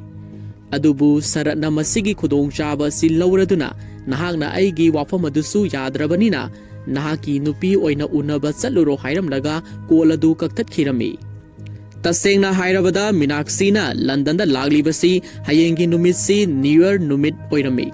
Maramasina sibagi birthday oibasina mapuroibada surprise oiba gift ama pirurage amadi nungsi phongdoklurage khalladuna saratki London gi khongchat asida mahaksu yaujarakpane. Hayengsi mahaki mapuroiba siba unaragani khallubada Minaksi di yamna haraujarami. Adubu sibadi hayengi numit asida mahaki nupida kari phataba thoklagadage haiduna wakalsi yamna nungaitana ahing suppa khanglami. Asumna New Year gi numit oirakhi. Sibana keniga punna Minaksiga unasi haina kiba mafam aduda London Bridge makhongda laklami. Mafam aduda Minaksi su makutta yamna fajaraba gift ama paiduna mafam aduda saratpu lakpra haiduna ngaiduna leiramki. Adubu wanted laukrabanina masak phongna mahaki mafamda ulluba yadre. Maramasina mahaka lakminariba kenina mahaki mahut sinduna Minaksigi manakta changluraga nahak mafam asida adumak ngaiduna leiramlo haiduna kenina mafam aduda tana changkhirami. Adubu tanza aduda manak nakpada khinduna leiriba dustbin amada masak khangdaba miyoi amana dustbin manung aduda sakti leiraba bom ama thadarambadu sibana uhaurami. Masidagi mahakna kenebu kauduna dustbin manakta sangsin khinu haiduna lauraga sensilakhi. Adubu sibagi khonjal tarabada Minaksina mahaki mapuroibasu lakle khangladuna mamai leithoktuna yenglakpada sibana mahaki maikai tamna sensilakpadu mahakna su urure. Masidagi Minaksina sibabu harauna kaujaduna mahaksu sensinkhi. Minaksina mahaki maikai tamna sensilakpadu urubada sibana Minaksibu maikai asomna laklaganu haiduna laurami. Adubu Minaksinadi harau mankhibana sibagi wafamadu thawaina tasalludre. Tanza asida khanghoudana makhoi ahumgi marakta bom adu pokhairaki. Masida makhoi ahumse bomna panduna yamna sathina soglami. Mafam aduda keni amadi mapuroibabu unazaragani khanjaruba Minaksi makhoi animakti sirami. Aduga sibana numit asida sathina sokhibadagi mahaki mamit ani asi matam supagi oina blind oikhirami. Thaudoksigi makha tarakpada Union Home Ministry ga Intelligence Department ga maroiba meeting ama pangthokhi. Maduda saratna thokriba thaudok pumnamak sibana paisagi-damak floor chart adu London gi terrorist group amada yonthokibani haiba aranba wafam phongdoklami. Masidagi sibasi terrorist ka mari leinaramle amadi London gi bomb blast amada mahaki nupi ga punna mangmina khre haibagi pau newspaper amadi TV channel singda phonglakhi. Somdana masama mo sire haibagi pau tarabada sibagi mamasu stroke tawduna sikhirami. Somdana London gi hospital amada kenegi nupi gitana mahaki mapuroibagi asiba haksangbu uraga laman khumba pamlakhi. Maramasina mahangna layengduna leiriba mamit tangkraba sibabu mahaki mapuroiba kenini haina onthokhi. Hawjikti mahakpu sibagi mahut keni oina saduna gitaga punna leminarakhi. Gitana mahakpu maming leiraba blind expert Daniel Kiss ki manakta puraktuna ecolocation tambirakhibani. Masigi makatarakpada bomb blast aduda senakhiba miyoi singbu gitana mathang takthoraktuna kenina mathang halakhibani. Hariba thaudoksinggi wari singbu gitana saraha amadi santhiyagi mafamda amata sithadana tamlamme. Asumna hawjikti asengba wari singdu tarabada sarana sibabu lana khalambadusu mangkhre. Siba mara leitre haibasu khangle. Masigi mathangda London gi newspaper amada blind man amana mother case ki mari leinaramba pau phonglakhi. Maduda sibagi photo su yaurakhi. Madu urubadagi Skyway Company gi owner Vikram na saratpu khudakta London da lagnarnaba khanghalakhi. Masidagi sarasi thintaba tawdana Vikram gi manakta lakhi amadi sibagi maramda yamna luna wari sanakhi. Vikram na sibasi karigumba police na phakiba thoklabadi aikhoi pumnamaksu mathang phagalakani. Maram asina pulisna phadringaida sibabu hatnanaba wafam phongdokhi. Wafam asibu saratnasu yarami. Masidagi makoi anisi Kenigi nupi gitabu pharaga thabak khudimaksi laina pangthokpa ngamlagani hainasu phongdoknarami. Masidagi mawanisi Victor gi factory aduda laktuna laikre. Matamaduda makoibu kupna senariba gitana makoi anisi factory manungda laire haibasi khanglami. Adubu factory gi CCTV camera footage da makoina factory manungda lairingaida gitana gari amada lakpadu ukre. Masidagi Victor na gitabu phananaba tanakhirame. Gita si makoi gi laifamadda sibagi manakta pausi tamnanaba laklame. Adubu Victor na mahakpu tanarakpada nongmaina kaptuna gita si nongmaina pankre. Adubu gita na sibagi manak tamna sensilaktuna Kwaidagi main accused oiriba Victor amadi sarat mafam asida laire haina tamlamlaga gitasu mafam asida sire. Masidagi Victor na sibagi manakta sangsilaktuna sibabu nongmaina namduna farame. Maduda asawbana may hauraba sibana Victor bu yamna sathina fudarakhi. Amadi mahakpu mafam adumaktadata hatoklame. Tanza aduda officer birkati su mafam asida laktuna yengsilame. Adubu mafam asida sara khaktamak lotuna leiramki. Aduga sathiaga sibaga gade Victor gi factory da chatminakre. Sarana thokriba thodok pumnamak officer birkati gi mafam da amata sithadana tamlami. Masidagi officer asina amuk Victor gi factory da laktuna yengsinki. Somdana factory manungda sibana changlaktuna sarat ka phunaba haurakhi. Saratna mahaki punsibu manghan bata natana mahaki nupi busu hatok pikre haiduna karyam nabirakhi. Masidagi mamit ujadraba hai singlaba sibaga yamna sathina fazana phunarame. Sibana saratpu phudaba yaba phudaraba matungda mahakpu yotki baramada saratki makok adu hanjin yaishanduna makok tu thugairame. Aduga mahakpusu mafam adumaktadada mai thaduna hatlami. Hauzikti sibana mahaki punsi amadi maral leijadraba mahaki nupi mamanaba kene amasung gita gidamak laman kumbangamle khallubada mahaksi thamoi sokna kapcharame. Masidagi sibana factory dagi mapanda tholaktuna officer birkathida sarenda taurame. Asumna thokriba thodok khudimak birkathina India gi home minister da wafam khudimak tamlakhi. Hauzikti sibagi justice fanglabada British government asu mahaki mathakta thamlamliba case pumnamakpusu withdraw tobirame. Amadi India da hankinanabagi ayabasu pibirame. Somdana Indian government asu sibabu home country da amuk halaknanaba haizarame. Adubu Siba Kumar nadi matamamagi Siba Kumar du sikre. Mahakti hauzik keni oire haiduna London da adumak stay tawkirame. Mafam sida sarana kenigi guide pibiduna matam supagi oina mateng panglage haina kenigi matung inakhirame. Asumna kenina London gi bomb blast ki ningsing khobama sida laikatpagi sina film asigi aroiba haibadu oirame. Masining asigi Manipur Dreams na adom gidamakta puduna lakchariba Thandavam movie gi full explanation. Ngasigi explanation asibu kamdo bibage haibadu comment section da thambiramu amadi mathangi video da amuk hanna thengnarasi.